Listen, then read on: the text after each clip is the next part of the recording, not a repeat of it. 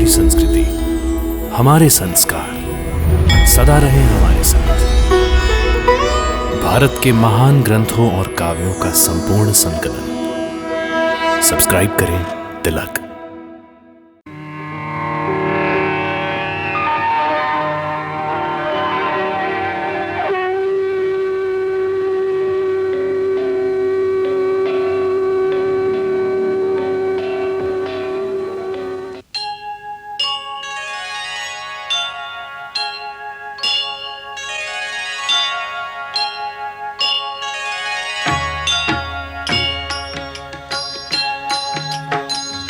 सीताराम चरित अति पावन, मधुर सरस अरु अति मन भावन।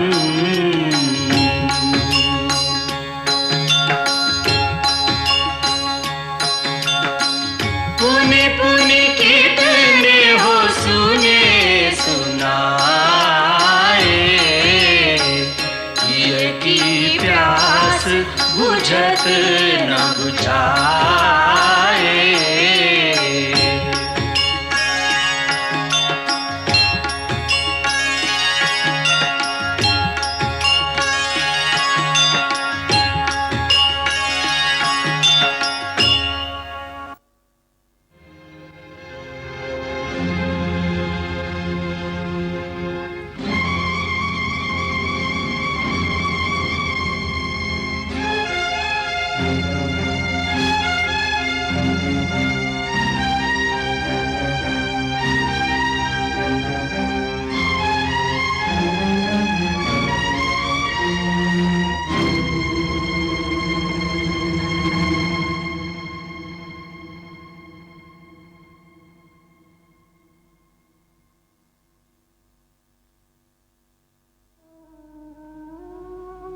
नाथ, समस्त गुरुजन आपको समझा रहे हैं।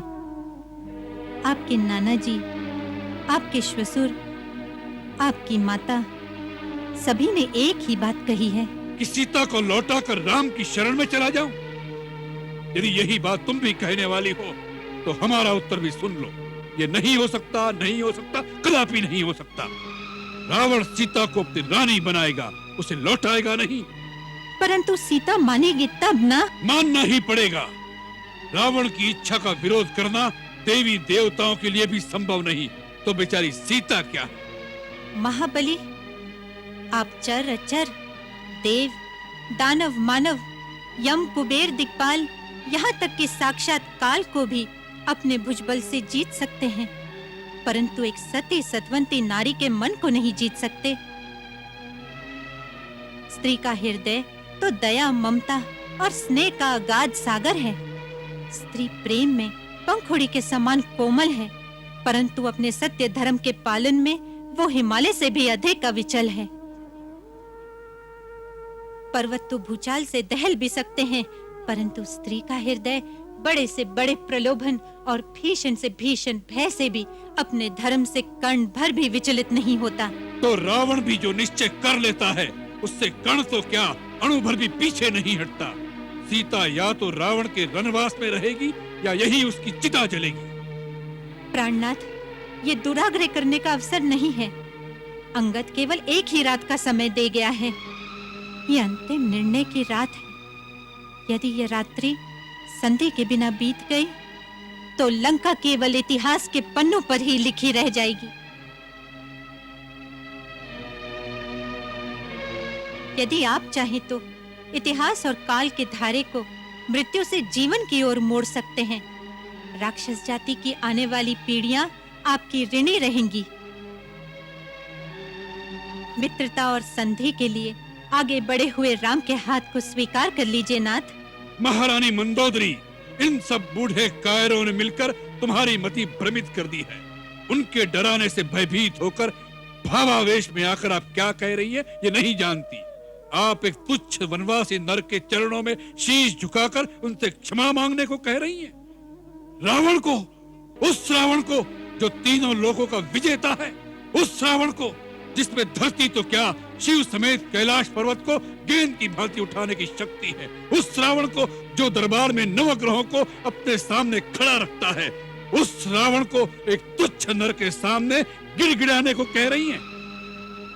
नहीं, मैं उस रावण को कह रही हूँ जो उस रेखा को भी पार न कर सका, जो उस तुच्छ वनवासी नर के छोटे भाई ने अपने धनुष से धरती पर खींच दी थी। हाँ, मैं उसी रावण से कह रही हूँ कि इतना अहंकार अच्छा नहीं होता।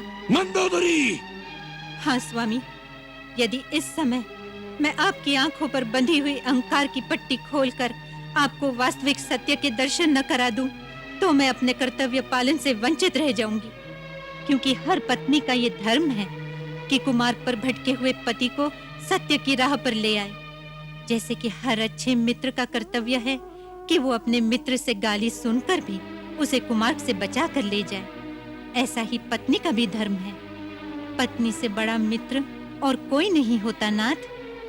हम मित्र समझकर ही तुम्हारे पास आए थे कि हमारे थके हुए मन को थोड़ी शांति मिल जाए, परंतु तुम भी हमें प्रवचन सुनाने लगे। मैं विवश हूँ स्वामी।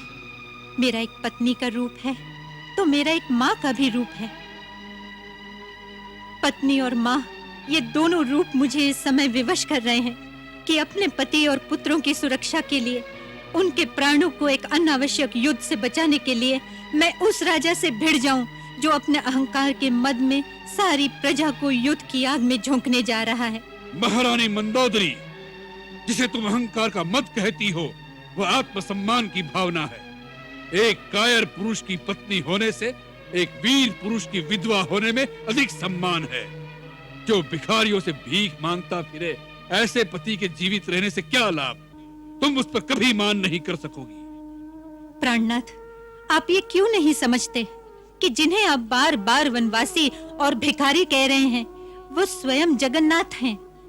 वे कोई साधारण मानव नहीं हैं, सर्वशक्तिमान साक्षात विष्णु हैं। विष्णु! विष्णु! जगन्नाथ विष्णु! सब इसी भ्रम में भूले, कपोल कल्पना में भरमाए हुए हैं। नहीं नाथ, ये भ्रम नहीं, सत्य है। वो स्वयं विश्व नियंता चराचरपति श्रीमन नारायण ही हैं, जिनके विराट स्वरूप में अखिल ब्रह्मांड समाया है।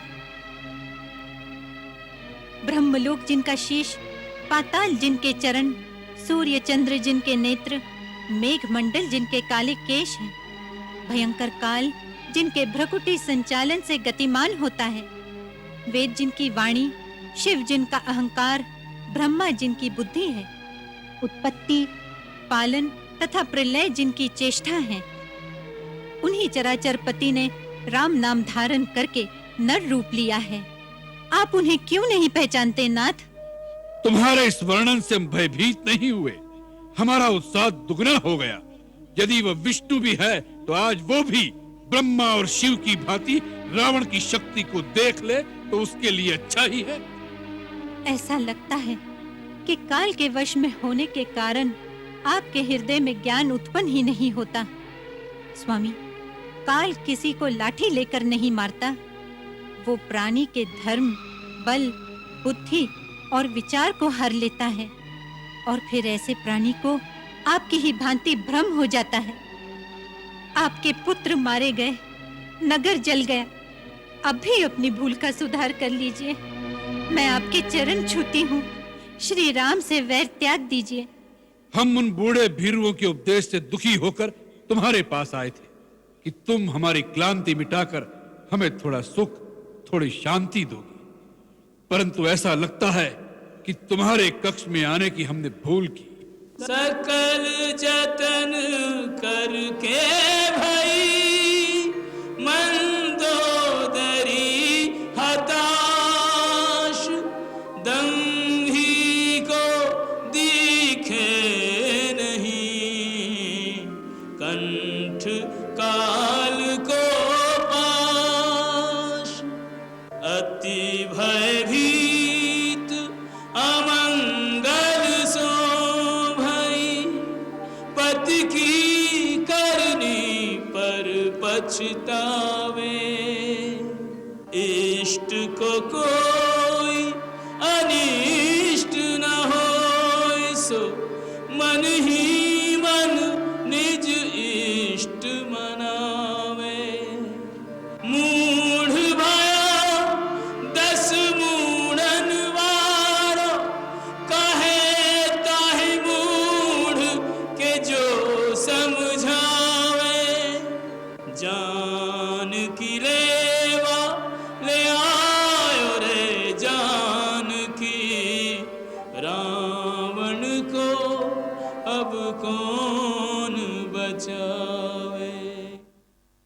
हाँ पुत्री, सबने उसे बहुत समझाया है, परंतु वो पापी तुम्हें छोड़ने की बात सुनना भी नहीं चाहता। उसके नाना माल्यवान ने, उसकी माँ कैकसी ने और उसके श्वशुर दानवराज मय ने उसे बहुत समझाया है कि एक स्त्री के लिए लंका का विनाश हो जाएगा। वो सबकी बातें सुनता है, परंतु जब कोई तुम्हें छोड़ देने की बातें करता है तो वो भभक उठता है। तुम्हारे पति श्री राम ने एक शांति दूत भेजकर उसे एक अंतिम अवसर भी दिया, परंतु ऐसा लगता है पुत्री कि अब युद्ध के बिना तेरी मुक्ति नहीं हो सकती।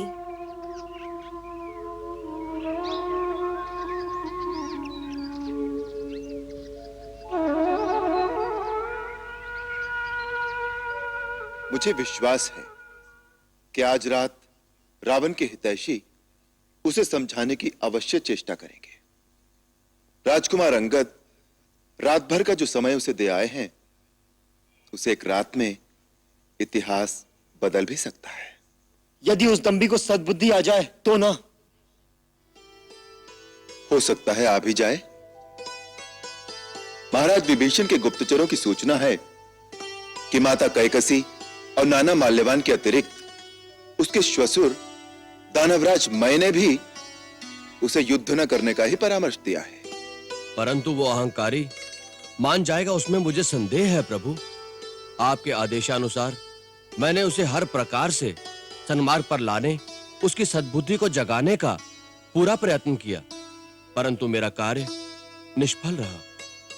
नहीं राजकुमार, तुम्हारा कार्य निष्फल नहीं रहा। हम तुमसे बहुत प्रसन्न हैं।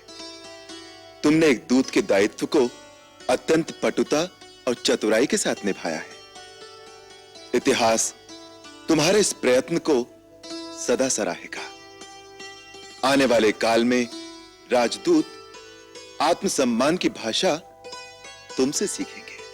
हमें तो यह सबसे अच्छे लगा राजकुमार कि अपनी वीरता से शत्रु दल के नायकों के मस्तक अपने चरणों में झुकवा लिए, परंतु रावण के आने पर अपना पांव क्यों उठा लिया? रगड़ने देते उसे भी अपना मस्तक। परंतु उसका मुकुट तो प्रभु के चरणों में गिरा दिया। हे युवराज, ये बताओ कि दशानंद के शीश की शोभा, ये राज मुकुट किस तरह तुम्हारे हाथों लगा? कैसे भरी सभा में से लंकेश्वर के मस्तक से उतारकर इसे भैया के चरणों में डाल दिया? हे वीर लक्ष्मण, रावण के शीश का मुकुट उतारने वाला मैं कौन?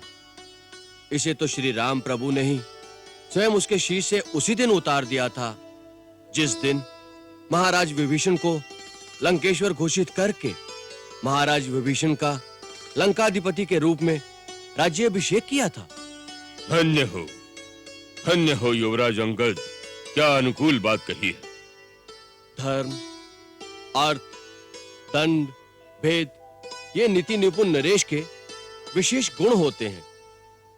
उन्हीं के प्रतीक मुकुट के रूप में धारण करके राजा अपने राज धर्म का पालन करता है, किंतु रावण अनीति की राह पर अग्रसर होकर इन सारे गुणों का हनन कर चुका है। इसलिए हे कौशल नरेश, रावण के वो सारे गुण आपके चरणों में आ गए हैं जिनके धारण करने का अधिकार आप विभीषण जी को प्रदान कर चुके हैं। अंगद सत्य कह रहा है प्रभु। अब रावण का शीश केवल आपके तीखे बाणों का लक्ष्य बनने का अधिकारी रह गया है। हे दीनानाथ, जो अभागा आपकी दया को अपने ही अहंकार से ठुकरा दे, उसके नाश को अब कौन रोक सकता है? फिर भी जाने किस संभावनावश मन में यह अपेक्षा थी कि रावण हमारा शांति प्रस्ताव मान लेता। कभी कभी ऐसा लगता है कि किसी जन्म में वो हमारा परम सेवक रहा है, तभी हमारे अंतःकरण में उसकी भूल को क्षमा करने की प्रेरणा होती है।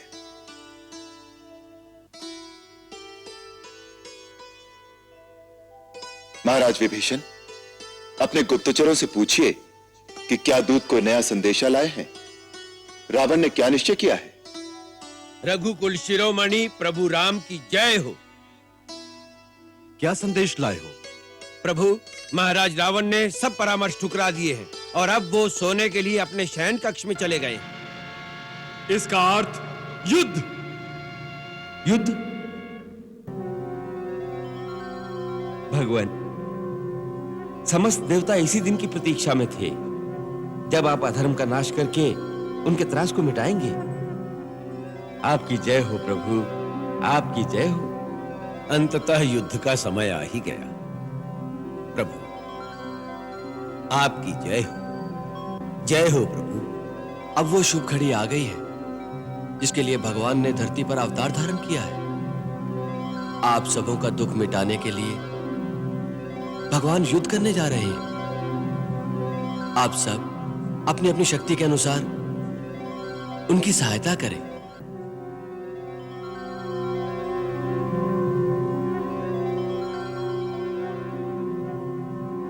वो समय आ गया है।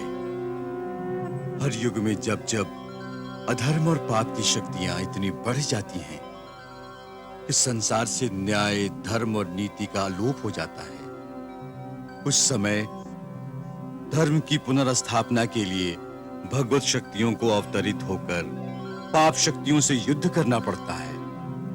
आज वही ऐतिहासिक क्षण आ गया है। इस समय संसार की समस्त आध्यात्मिक शक्तियों को अपना अपना योगदान देने के लिए धर्म की सेना का साथ देना चाहिए। अतः आज से हम मानसिक दृष्टि से युद्ध भूमि का निरीक्षण करते रहेंगे। हमारा एकांत भंग न किया जाए।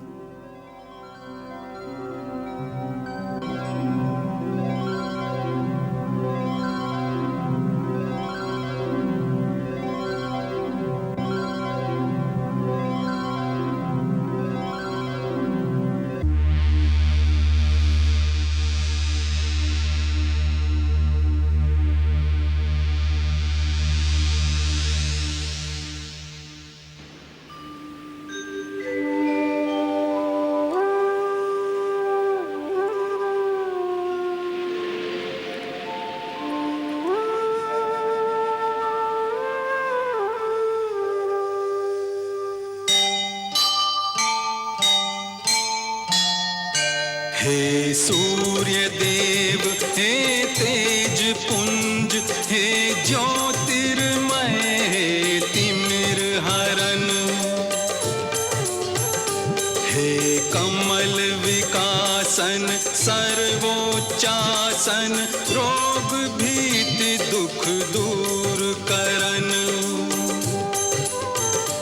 आदित्य दिवाकर अंशुमान, रवि आदि तुम्हारे संबोधन, हे सूर्य वंश के मूलनाथ, तब राम करे शतकोटि नमन, हे सूर्य वंश के मूलनाथ, तब राम करे शतकोटि नमन।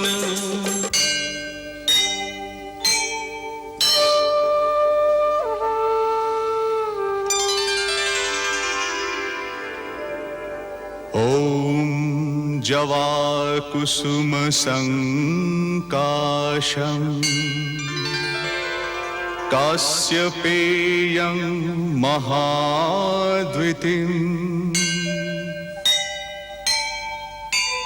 धन्तारिं सर्वपापघ्नं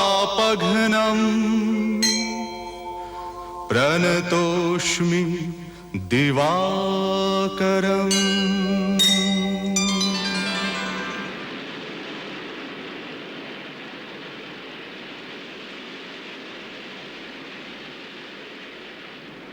हे भगवान भास्कर, मुझे आशीर्वाद दीजिए कि रणभूमि में आपका ये राम आपके सूर्यवंश की मन करता हुआ विजयी हो। उसका जीना या मरना दोनों रघुकुल के गौरव की वृद्धि का कारण।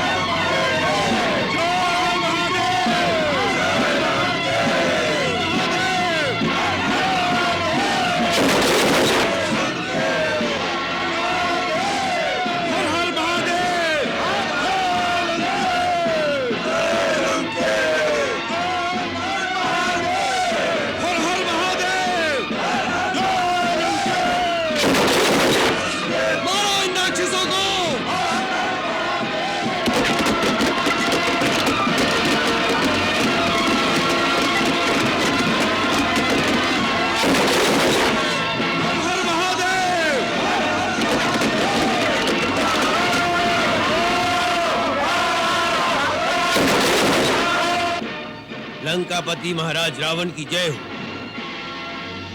लंकेश्वर की जय हो। महाराज, राम की सेना ने चारों द्वारों को घेर लिया है और बाहर से ही मुख्य द्वारों और प्राचीरों को बहुत भारी क्षति पहुंचाई है। महाराज, उन्होंने कई सुरक्षा चौकियों को विध्वंस कर दिया है। उनके द्वारा आकाश मार्ग से फेंकी हुई शिलाओं से नगर के भीतर भी बहुत हानि हुई है। महाराज, नगर के अंदर तो भगदड़ मची हुई है।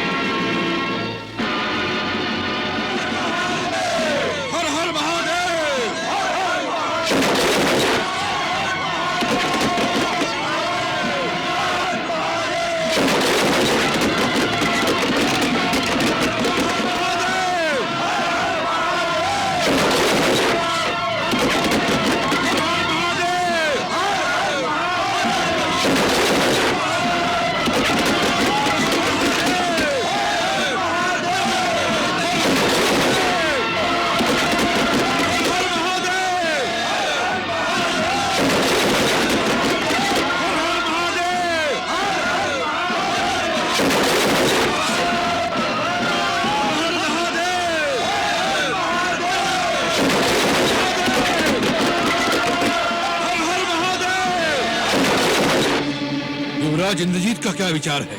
उनका विचार है कि हमें अपने द्वार खोलकर तुरंत शत्रु पर आक्रमण कर देना चाहिए। ठीक है, सबसे पहले पश्चिमी द्वार खोलकर शत्रुओं पर धावा बोल दो।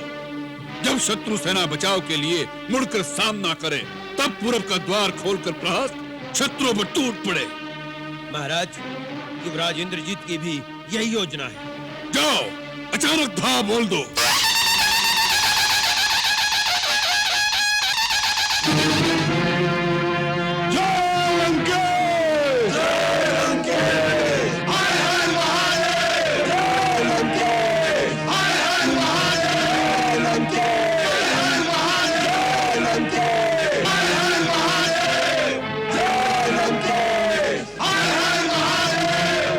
आक्रमण!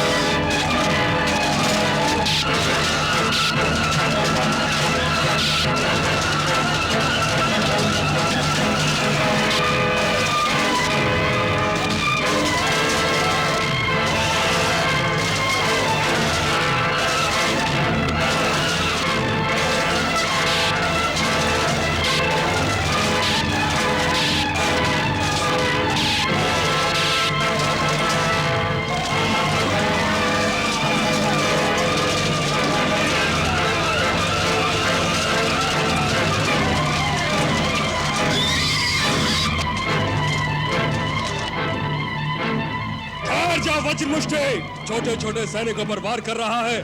निर्लज, उसके सामने आ, जिसकी गदा के एक वार से वज्र भी चूर चूर होकर धूल हो जाता है।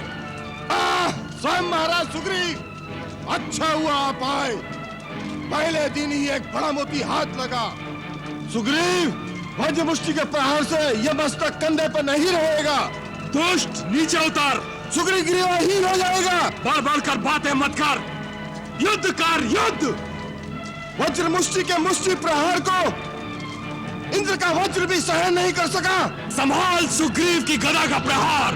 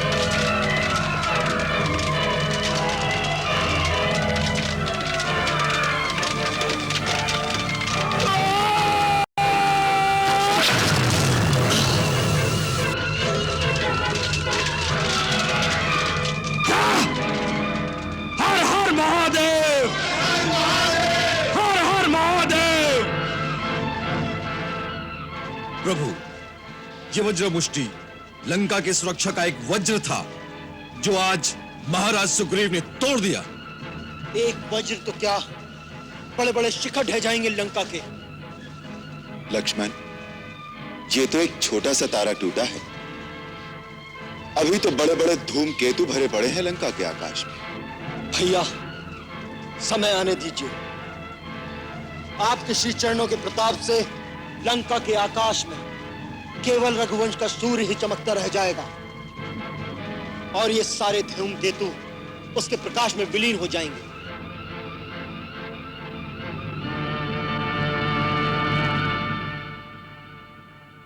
महाराज की जय हो। उप सेनानायक, क्या समाचार लाए हो? सेनानायक वज्रमुष्टि बड़ी वीरता के साथ शत्रु सेना का संहार करते हुए वीर गति को प्राप्त हुए महाराज। क्या? वज्रमुष्टि?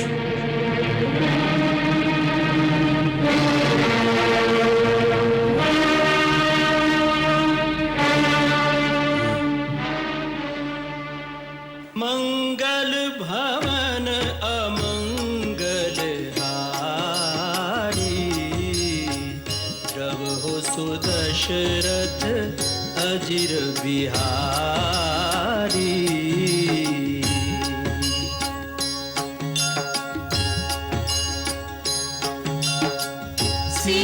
सीताराम चरित अति पावन, मधुर सरस अरु अति मन भावन।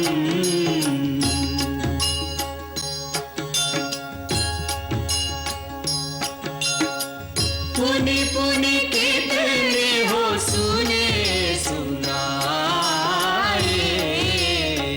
हिय की प्यास बुझत न बुझाए।